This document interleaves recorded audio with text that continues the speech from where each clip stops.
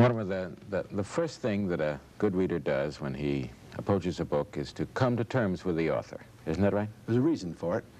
Authors often use the key words in their writing with very special meanings. And unless the reader notes what those special meanings are, he will not understand what the author is trying to say. It's impossible. Most words in the dictionary are ambiguous. They have many meanings. And many words are used in common speech in one way and by authors in quite a different way. And so the reader's task is to find out precisely the meaning with which the author is using an important word in his text. And the author often calls attention to what he's doing. Mm-hmm. For example, let me give you an example from Thomas Hobbes, a book called The Leviathan, a book in political philosophy written in the 17th century. Leviathan, the title is not a term. That was Hobbes' way of referring to the state as a great mammoth. Right. And the words in this case are very familiar words, words that you and I and everybody else use every day: war and peace. And when you think about how we use war, we speak of a war going on when men are fighting one another, bombs are being dropped, cities are being destroyed. And peace is when that's not going on. And that's not going on. But Hobbes says no. Or he calls your attention to the fact that there's another meaning for the word. He says, during the time men live without a common power to keep them all in awe under government, they are in that condition which is called war. For war consists not in battle only. Now that not is effective. Right. Most of us think that war consists in battle or fighting, or in the act of fighting. But an attractive time, a period of time, wherein the will to contend by battle is sufficiently known. And therefore the notion of time is to be considered in the nature of war as it is in the nature of weather. For as the nature of foul weather lies not in a shower or two of rain, but in an inclination thereto of many days together, so the nature of war consists not in actual fighting, but in the known disposition thereto during all the time there is no assurance to the contrary. Right. I want you to notice all of the time is peace, says Hobbes. What Hobbes is doing here in the 17th century is calling our attention to a meaning of war that we have only come recently to give a name to. We call it the Cold War. Right. When men are not actually fighting, but are disposed to fight, are on edge with one another, and would fight if the conditions changed and required it. And in the Middle East, there's been a condition of either cold or hot war going on for 25 years. And Hobbes would say that's war all the way through. Now, the meaning of peace is a little, he really always defines war and says all other time is peace. Right. But notice, what he means by peace then is civil peace, the kind of peace that exists in the United States, in California, in Illinois, in Chicago, in New York, where people are living under government, where they can settle their differences by recourse to law, by recourse to government rather than to fighting.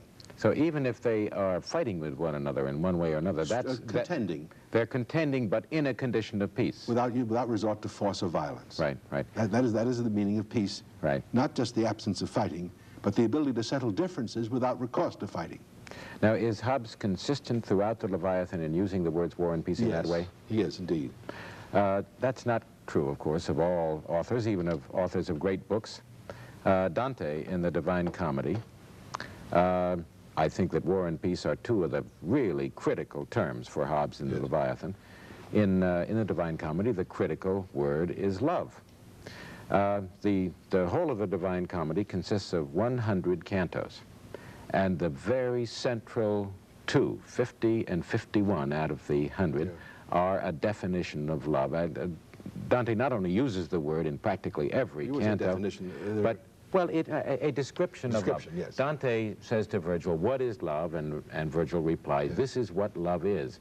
Although it's a little bit ambiguous even there, but certainly he's pointing to the importance of this term. But you could just as well discover that love changes its meaning throughout the poem by reading it straight through and discovering, for example, in the 5th canto of the Inferno, in hell, that Francesca is there in hell because of her love. Her love is wrongly directed. It is a love that tends toward lust. Now, when you come to the purgatory, you find another lady, La Pia, who is in purgatory because of her love. It's different from Francesca's love. It is transitory. It is not permanent. She only had it for a moment just before she died. And then finally you come in heaven to another famous lady, Picarda, who has still another kind of love. This one is incomplete, it's lukewarm, it is not sufficient, but it is rightly directed, and it was rightly directed throughout her life, so she is in heaven. But she's in a lower level of heaven. So love is not a single term in Dante, it's a whole series of terms. It's a whole series, it has a whole series of meanings. And the reader, the good reader of Dante, must play up and down that series of right. terms. And follow Dante along as though he were chasing a rabbit to catch him as he changes. Now, authors, Hobbes doesn't say definition. He just introduces it by saying, war does not consist in battle only or in the act of fighting. And you know he has a special meaning of war. Now, Aristotle, in a book on physics, which is concerned with motion, when he gets to saying exactly what motion is, puts the word definition down, so you know he wants you to come to terms with them here. And it's not an easy definition. He says that motion is the actualization of what exists potentially insofar as it exists potentially. Now, that's not easy. But let me just explain that for a moment. Let me take this pen, and I roll it across the table. It started out being here at rest. I push it, now it's at rest again. But while it was in motion, it was an actualization of its being in the next place, while it still has potentiality for going on to the next place until it stops, and then it's completely actually there and no longer in motion. Right. Now, in addition to his defining motion in that very special way, the actualization of potency while it's still in potency. Those are tough words. They are indeed. He also calls our attention to the fact that he's using motion in a way that we don't use in ordinary speech. He says motion includes, I mean the word motion to cover alteration, the changing of an apple or a leaf from green to red as the autumn comes on, or increase and decrease, the blowing up of a balloon, getting larger in size, or coming to be and passing away, a child being born or an animal dying. And only one of the meanings is local motion, or this kind of motion which is what we ordinarily think of motion as being. Right. Well, we ordinarily use the word change for those four kinds of things and use motion for one of them, but he says, I'm going to use the word motion for all four. And unless you do that, you aren't paying attention to what Aristotle means, and you haven't come to terms with him, and you won't understand this text. Actually, you don't have to agree with his meaning. It doesn't matter whether you think he's right in the word, in the meaning that he gives to the word, but if you agreeing or not, you have to follow him the way he goes. Well, unless you know what his meaning is, you can't tell whether he's right or wrong. That's right. You're not reading the book. And the book, Physics, the physics of Aristotle, is about nature. Physics means nature, doesn't it? And nature is the realm in which things change. The play King Lear of Shakespeare is also about nature. It's often been pointed out by good readers of that play that that's a word that's used about 60 or 70 or 100 times in the course of the play. Its meaning, too, changes. But, of course, Shakespeare is not so explicit in saying to you, as Aristotle is, watch for the changes, see what I'm doing. But you know, Charles... Well, wait a minute, Mortimer. For example, Lear often talks about nature, his natural children, his unnatural children, their unnatural actions toward him, their persecution of him, and so forth. And there he's referring to human nature. But in the third act, at the beginning of the third act, Lear is subjected to the persecution of the heavens when the terrible storm on the heath comes, and that's external nature. Now, the word is not used.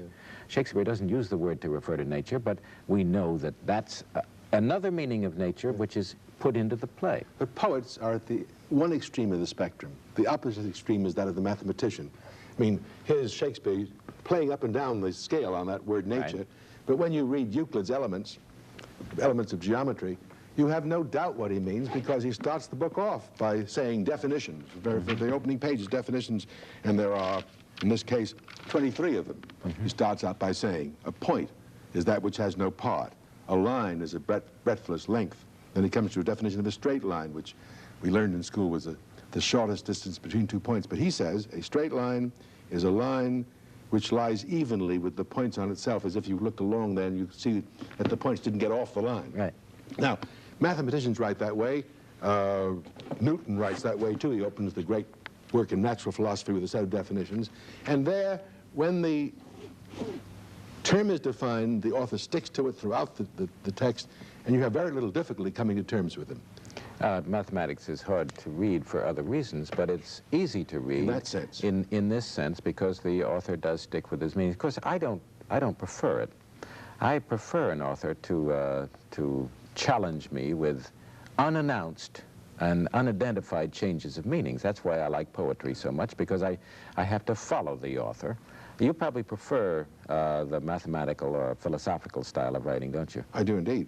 But in either case, we have the problem of reading is the problem of overcoming the difficulties of language. Yeah.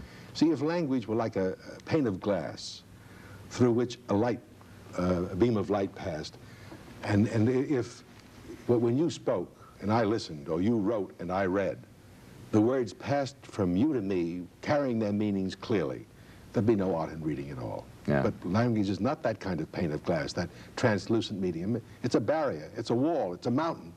It stands between you and me. The words don't come through clearly.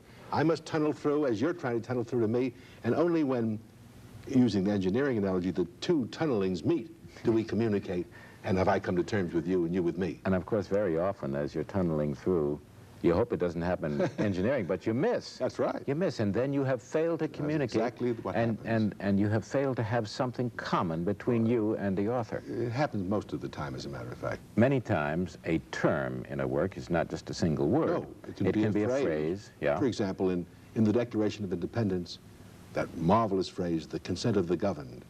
In Darwin's Origin of Species, survival of the fittest, or the struggle for existence. Struggle for right? existence. Or in the case of Kant, that phrase that everybody likes so much, the thing in itself. Ding an sich. The Ding an sich, yeah. Now, how do you find these, Mortimer? Sometimes the author calls attention, as Euclid does, or even Aristotle, by saying definition. Sometimes the way Hobbes does it, by saying, bringing you up sharp by saying, war does not consist in battle only or in the act of fighting. Then you know he's got to, since you come to the book thinking that's what war does consist in, you realize he's saying something different. Right. But sometimes it's not nearly so clear. Well, sometimes you have to search it out. Sometimes you find a term in a work by being puzzled by it. If a word is repeated over and over again, and you don't quite know what it means, then probably that's a term of the author. It might be just a name of something that you didn't recognize. That wouldn't be so important. But if it's a term, if it's a word that seems to be repeated over and over again in the author's discourse, and you don't quite get it, then you better find it or you're going to lose the book as a whole. And the way to find it, of course, is to read around it, isn't it? Context often helps. Yes, the context will help. You use other words that you do understand to recognize the meaning of the words you don't understand. When I mark a book, I usually try to spot those words and mark those words first of all, either by encircling them or underlying them. I sometimes make a list of them because I know that unless I really find out what the author means by those particular words or phrases, I will not have come to terms with them, I will not have understood them, and the act of communication will have failed.